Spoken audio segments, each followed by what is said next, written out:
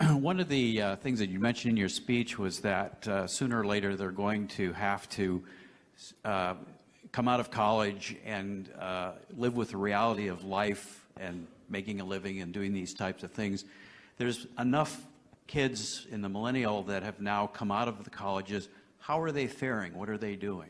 I mean, they're faring poorly. They're shocked. I mean, they're kids who are now suing their colleges. This is an actual lawsuit.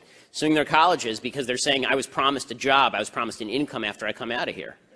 Right? The Occupy Wall Street movement was all disenchanted college kids who got out after that lesbian dance theory major and thought they were going to make six figures somewhere.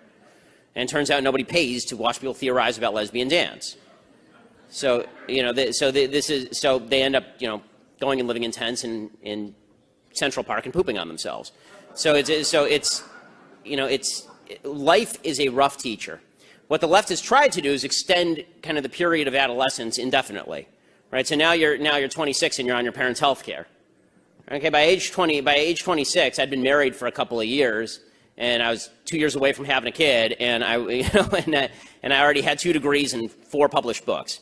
You know, it turns, and by the way, that's actually, I'm not even a success story if you go back 50 years, right? 50 years by the age of 26, you were supposed to be fully ensconced in your job. You're supposed to have like 3 kids by that point. What we've done is prolonged adolescence indefinitely. And so what Obama's goal is, what the left's goal is, what Bernie Sanders, Hillary, they have the same goal. And the same goal is to extend college out. Right? College is not a place that's kind of a break from reality. College is the new reality. So we have to make all of human life like college. And this is what they think Europe is, which is why Europe is going to collapse. And it's being invaded by foreign forces, and the barbarians are at the gates. And Europe is going to fall apart, and it is falling apart.